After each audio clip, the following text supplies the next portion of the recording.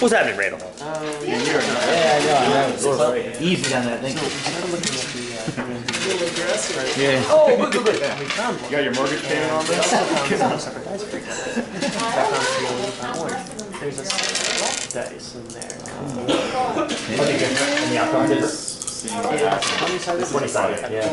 Probability. 12. Yeah.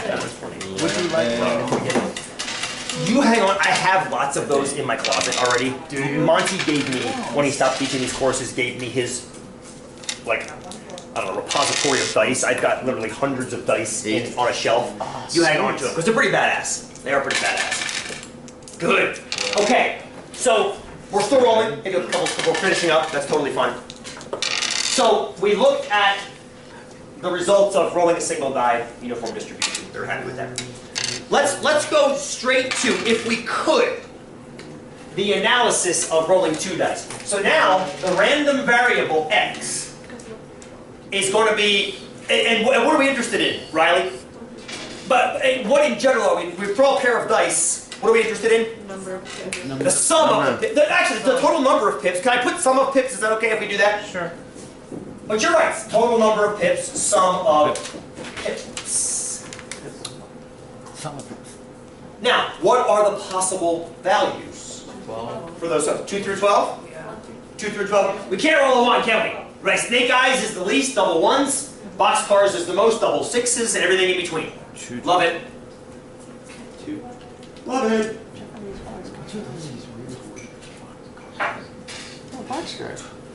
Okay, good. Good so far? Happy with this? I don't know. That's what it's called. Cool? Let's try to go straight to the theoretical probabilities. Because here's why I want to start doing this with you guys. Starting today, continuing on Wednesday. I want you to be able, when possible, to understand the distribution of probabilities. What you're creating right here, when you fuse the random variable values with their corresponding probabilities, what this whole thing is called a probability distribution. It's called a probability distribution. As such, it has an average, it has a standard deviation. It's got lots and lots and lots of wonderful things, lots and lots of wonderful, wonderful properties. But that probability distribution, Y, has to be set up before you can treat it as such. When Gallup surveys their people, they have a distribution. They don't usually show it to you. They don't usually show it to you, and here's why. Suppose they ask 1,000 people, do you agree or do you disagree? So each of those 1,000 people either says yes or no. And they might keep track of the yes votes here. So here is, out of 1,000 people, how many say yes? The least number would be 0. The highest number would be 1,000. So you'd have 1,001 values. What's the chance all of them say no? 1 of them says yes. 2 of them say yes. 3 of them say yes. All the way down to 1,000 of them saying yes. They're not going to show that to you, because as Andrea is just showing you right there, that's the face of I don't want to see that anyway. Good. That's the face of show me the summary of your results. Thank you. Yes. Show me the summary of your results, which is what the average of the distribution is. It's a summary. Yes? So, let's try to summarize. What do you think these probabilities should be? Let's hear some votes. 1 out of 11! Makes perfect sense. There's 11 outcomes, right? There's 11 outcomes. 1 out of 11? Let me just see a show of hands. How many of you rolled snake eyes? In other words, double 1s. Let me see with fingers how many of them you got. With fingers, how many you got? Wait a minute. That's not enough. 1, 2, 3, 4, 5, 6. There's only 7 of you. If the probability were 1 in 11, and there's roughly 270 people rolling dice in here, that means we should have 1/11 of 270 snake eyes, right? Well, it should be 2% of the class. 1/11 is 9%. So 9% of the 270 should have been snake eyes. Let me see another one. How about boxcars? Boxcars, double 6s. How many of you got 12, and how many did you get? You only see 2 boxcars? Wait a minute, how many did you get 7s? How many get 7s? How many got 7s? Wait a friggin' minute. What the hell? 6, 7, 10, 15, 25, 31. I figured it out. You figured it out? Yeah. What's wrong? It's more likely to get those middle numbers because there's more than one way to get them versus the bottom stars is only one way and 2 is only one way to get it. Okay. I'm tempted to believe this. You're here, Riley, say it again. It's more likely to get the ones in the middle because you have more opportunities. Like you could get a 6 in different ways than just. Okay. And if you get 12, you can only use a 6 and a 6, but to get an 8, you can get. Okay, wait a minute, time out. May I spin off of that, Riley? If you so, how do we feel about this 1 and 11? Is this 1 and 11, 1 and 11, 1 and 11, 1 and 11, 1 and 11, 1 and 11, 1 and 11, 1 and 11? I don't think so. That's forcing this to be a uniform distribution. I don't think it is, at least based on empirical evidence.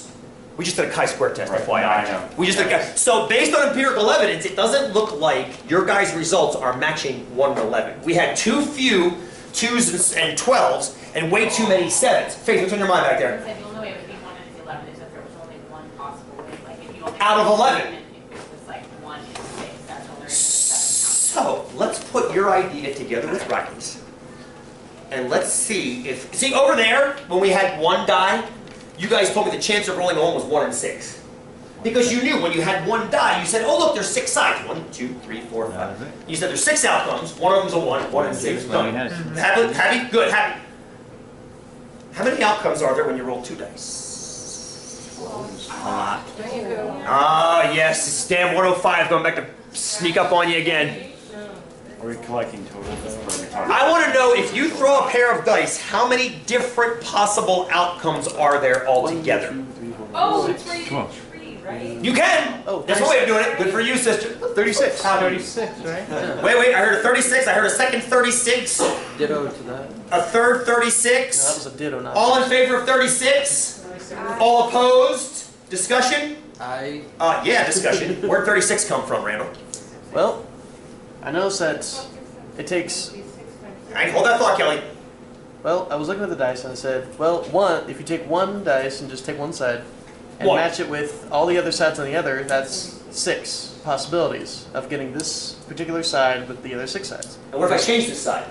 Well, then you have another 6 options. Then there's 6 sides to this, so 6 times 6 is 36. Everybody follow that logic? Imagine taking one of your 2, this is why I gave you 2 different colors, FYI. Take one of your dice, put it on 1. How many different ways can you pair the other die with that 1? 6, 1 through 6. Now, how about if this were 2? Still 6 over here, right? Right. 3, still 6. Yep. 4, still 6. 5, still 6. 6, still 6. That's 6 6s all together, which means there's 36 possible outcomes. Riley, go ahead. But if you have a 1 and a 3 here and then this one's a 1. Hold that thought. Hold that thought. Hold that thought. Hold that thought. We haven't gotten to there yet.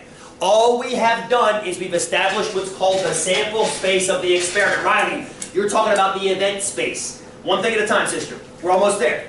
We have now established for this experiment the sample space. The sample space is 36 because of the 2 dice and Randall's explanation. I love the explanation, by the way. It's actually the tree explanation, but broken down by branch by branch. And Austin, Faith, you remember that. Please. The percentage of chances work out like a natural bell curve. Even more angular than a bell curve. More Let's come back to that if you angular. would. Scott, let's come back to that. Oh, I love that. Thank you for making that connection. So my question now is, we know what the sample space is. That means each of these probabilities are going to be out of 36, right? That's out of 36. How many of them are 2s, 3s, 4s? So let's fill it out. How many are going to be snake eyes? 1. Exactly 1. You got to get a 1 on this one, and you've got to get a 1 on this one. There's only one way for it to happen. Yay, let's go play craps.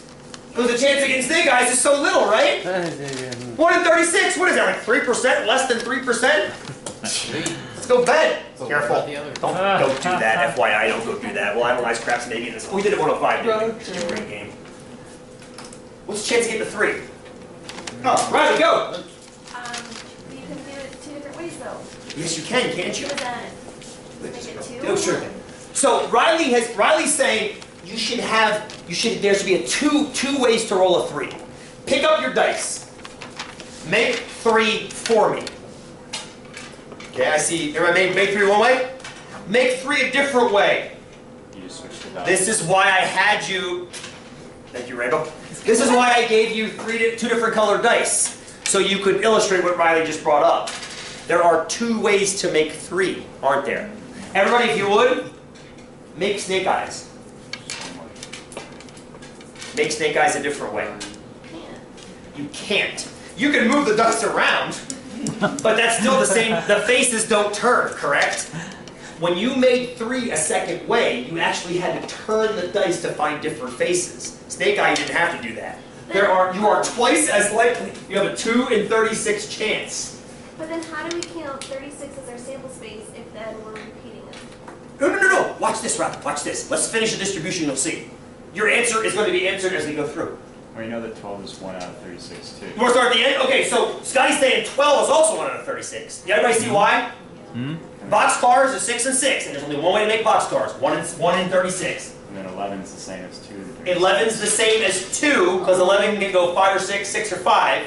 So that's 2 out of 36. So right now, we've added up 6 in the 36 outcomes, right? 1, 2, 2, and 1. That's 6 out of 36. We've accounted for 1/6 of the total outcomes. That means everything else has to be left. 4. How many ways to roll 4? 4. 3. That's an average of 3.5. 3, yeah. I hear lots of 4. Well, go ahead. Make 4. Make 4. 3. Make 4. Make 4. Okay. I see 3 and 1 on Alicia's. I see 3 and 1 on John's. I see a 2 and a 2 on Davida's. Okay. Make 3 again, or make 4 again. Excuse me. Make 4 a different way. Make 4 a different way. Oh. Now you. Looks like we've made 4 again. Make 4 a different way. You'd have to get rid of something. If I throw it at the crash. Okay, we're up to 3 now, right? Make 4 a different way. Can't. Done. You can't, right? Because think about it. It's actually a fusion of snake eyes and 3. There's one way to do it with doubles, 2 and 2. Right. And then there's 2 ways to do it with a 1 and a 3, because you can actually do 1, 3, or 3, 1, which are discretely different. Good. So this is going to be 3 in 36. Good so far? Now, so Taryn wants to go right to number 5. What's 5 going to be? 4. Did everybody see why 5 is going to be 4 in 36? 1 and 4, 4 and 1, 2 and 3, 3 and 2. There's no doubles involved, so you don't have to worry about the doubles. Anything with a doubles is going to have that weird odd number in there. Good. So this is going to be 4 and 36. What's 6 going to be? 5. 5. Think about why. 1 and 5, 5 and 1. 2 and 4, 4 and 2. And double 3s. 3 and 3, which can't be changed. 3 and 3 is 1, 3 and 3. So that's 5 and 36. What's 7? 6. Remember what you said, Riley? The ones in the middle have more opportunities? They do. 7 is the most common roll. 1, 6, 6, 1, 5, 2, 2, 5, 3, 4, 4, 3. And then what happens?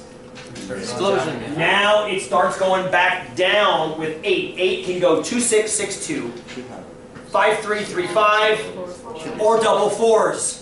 I always want to say 7, 1, 1, 7, but you can't do that with a normal set of dice, right? So yeah, there's only 5 ways to get an 8. 5 36ths. That means there must be 4 36ths ways of getting a 9. That's a fun fraction to say. And that means there must be 3 36ths way of getting a 10. Is this fair? Yes. You guys buying this logic? You're buying this logic. Now, here's what I want you guys to do. I want you guys to run those values into your TI, get a graph. While you're doing that, I'm going to simulate the experiment in Excel.